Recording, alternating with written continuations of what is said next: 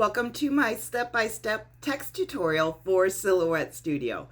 I'm Brenda Lambert, a TJC licensed instructor for Silhouette. You found your way to Silhouette success. While this video focuses on creating text designs, it also covers quite a few other important features in the software. So you're going to want to pay close attention. We're going to cover things like offset, weld, and making a compound pad throughout this video, and you're going to want to treat it as a hands-on experience. So watch this video on your phone or your iPad, your tablet, whatever. Have your computer open to Silhouette Studio so that you can follow along step by step. Make sure to pause, complete each step, and then carry on with the lesson. This is going to help you retain the information and build your confidence when using Silhouette Studio. There is so much to learn today, so let's do this. Once you have Silhouette Studio opened on your computer, you're going to need to go over to the left-hand side of the screen and find the text tool. The icon is a capital A. You can click anywhere on the design screen. That'll bring up your cursor and then start typing. I'm going to spell out Silhouette. Click off of the text to get rid of the cursor, then click back on it to modify the design. We can grab a hold of any one of the corners to resize the design and keep the scale, or drag the boxes on the top, bottom, or sides to squish or elongate it. Up in the top left corner of your screen, you can find your fill color and your line color. I'm going to fill my text with yellow and change the line color to red. Let's use this button here to zoom in to see the fill and the cut lines. Then this button to fit it back to the window. Now, this is okay, but it would look much better in a different font. Head over to the right-hand side of your screen and click on the text style panel. The icon is a capital A with a vertical line to the right of it. This will bring up this panel here, and it will show you all of the fonts that you have installed on your computer. You can either scroll through and click on the font that you want to use, or type the name of the font in this box at the top. I want to use Autumn Beauty, so I can start typing. When the correct font appears in the box, I hit enter and it switches the text over to the chosen font.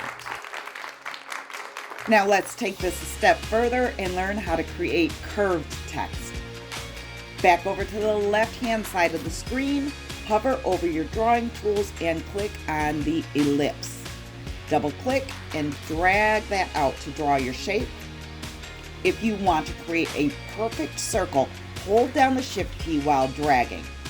Once you have your shape drawn out, double-click on the text. This is going to bring the cursor back, but it also brings up this grab handle here. You want to grab a hold of that circle and pull the text down to your ellipse. When it gets close enough, the text will snap to the outline. Now, this does not look great with this particular font. Some of the letters are squished and overlapping, so I'm going to switch over to Arial Black. And sometimes you just have to play around to get things to work out. So this is not a big deal. You can use this slider here to adjust how close you want it to the circle. You can curve it around the bottom. And when you're happy with the placement, you're going to right-click on the text and convert to path. Now, we can move this up to the top of the design mat, delete the circle, and go back to a cursive font for the next part. So I'm going to go ahead and type out Silhouette again, choose Autumn Beauty for the font. Notice here that each letter is separate and overlapping at this point. We cannot send this to cut with the overlapping areas. It would be a mess. So to get rid of them, we need to right-click and weld. Now, the overlapping cuts are gone, but we are left with multiple pieces now. You can see that by the bounding box. Every bounding box is a separate element in the design. So the S and the dot over the I need to be grouped together with the rest of the word. While all the pieces are still selected, right-click and group. The only problem with welding the text is that you're no longer going to be able to edit it. The word silhouette is now a design element instead of text. We can no longer see what font we used. We can't change the letters, any of that. I like to make a copy of my text before I weld. That way, if I notice any mistakes or I want to change it up a little bit, I can just go back to the original copy and edit that and then go from there. So let's hit the undo button until silhouette has been returned to text. Now you can head to the top and over to the right. You'll see two little cubes. Click on that to duplicate whatever is selected on your design screen. Now you can move a copy over to the side and out of the way, select the word silhouette, right-click weld, right-click group, and this one is ready to cut out. The other is still text so that you can make changes if you need to. Let's grab all of this now, right-click and delete. This time I'm going to grab a cursor and type out, "You got this." I'll use Arial Black again and resize it so that it's easier to see. Now let's work on character spacing. In the text style panel, all the way at the bottom, you can use the slider to increase or decrease the amount of space in between the letters. I'm going to increase the space because I want to create an outline or an offset around each letter. This looks good at 165. Now head over here and click on the star with the outline. This is the offset panel. With the text selected, we can click on offset. For this design, I want to adjust the offset to 0.065 and change over to squared corners instead of rounded corners. Then click on apply. While the offset lines are still selected, you can right-click and group. Now we can go up here and change the fill color. Now, if we took the text and the offset layer and cut them separately, we could make a layered decal, and we will in just a minute. But first, I wanted to show you what happens to this text if we actually combine these two layers together within the software. Let's select both the text and the offset, right-click, and choose Make a Compound Path. Now, I want you to take a minute to create your own text design that you can use. It can be your name or a quote, whatever you want, because we're going to cut this out and I don't want you to waste materials. So I'm going to do a simple offset so that when we go on to cutting, I can show you how to make that layered decal. So pause the video now to complete your design. Let's separate the text layer from the offset.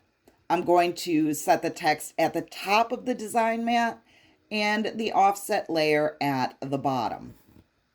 Keep in mind that the design mat is a representation of your cutting mat, and the machine will cut your design wherever you place it on the design mat. You want to keep your design within the red cut border. Your machine will not cut outside of this line. Now that everything is in place, let's prepare our cutting mat before we go to the send screen. You should have received an adhesive mat with your machine. You're going to take off the blue protective sheet and set it aside. You'll want to put that back on when you're done cutting to prolong the life of the adhesive. Back over to Silhouette Studio for just a second. I can look on the design mat and see that the text is just under an inch tall.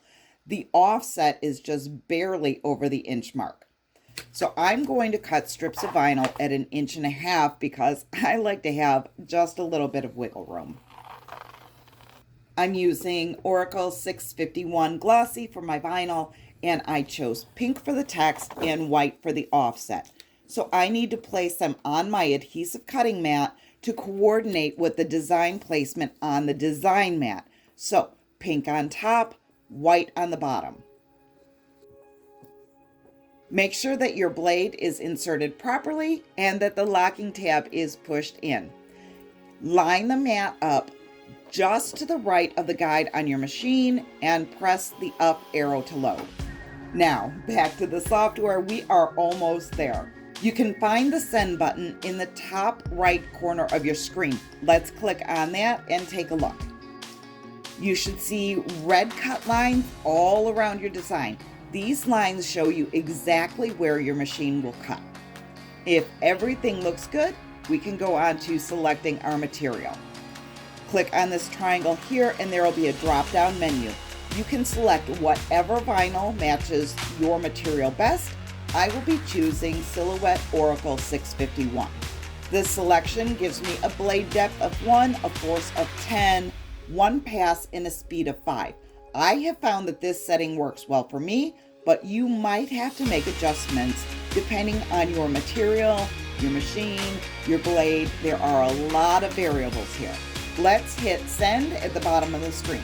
This review screen should pop up, prompting you to check that everything is ready to go. Double check that everything is set up properly and then click on send. The machine will start by setting the blade to 0. Then it's going to tap to adjust to the right depth. Here we go.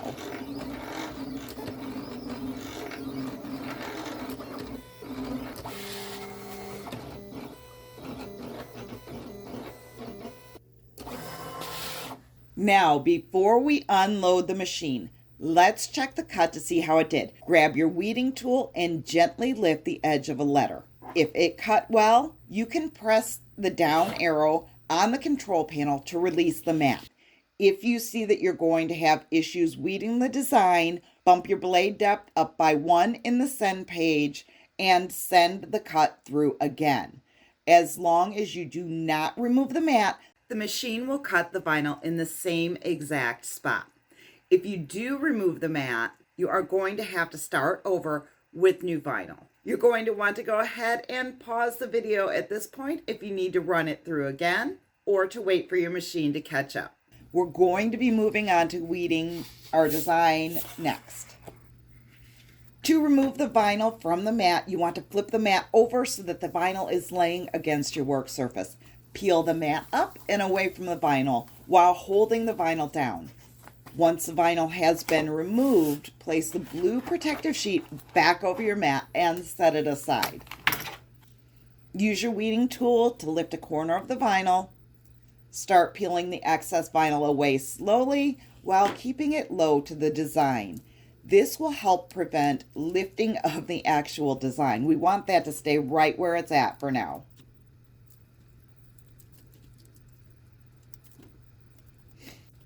Once the outer vinyl has been removed, you can move on to the little bits and pieces inside of the letters.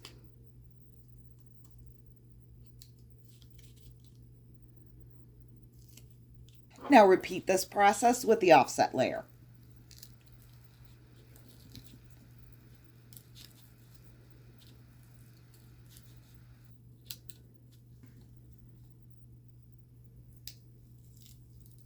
Pause the video now if you need a minute to finish up. At this point in the project, we're going to need our transfer tape. Cut a piece large enough to cover the design, but not too large. If there's too much transfer tape, it's going to end up sticking to everything, and you're going to have a harder time lining up the layers. Place the transfer tape over the text layer of your decal. Use a scraper to burnish the tape and make sure that it's stuck well to the vinyl. Flip the tape and vinyl over so the backing is facing up. Slowly peel the backing away, keeping it low to the design. Watch to make sure that the decal stays stuck to the transfer tape. If the design wants to keep lifting up with the backing, take a minute to burnish it again. Now you can use parchment paper, wax paper, or a Teflon sheet to help in lining up your layers. It's not required, but it is helpful. Set the offset layer down on your work surface. That's the bottom layer of your decal, and it's still on the paper backing. Place your wax paper or Teflon sheet over the vinyl, leaving just the top of it exposed. You can set the text layer down and get it situated as long as the very top doesn't stick to the offset layer. Once it looks lined up, press the top of the letters to the exposed part of the offset layer. Now lift it up just a bit, remove the paper or Teflon, and carefully smooth the rest of the design down. You're going to burnish that with the scraper now. Remove the backing from the offset layer. Get your decal lined up on your hard surface. I'll be placing my design on a binder. Burnish that once again. Now it's time to remove the transfer tape and admire your work.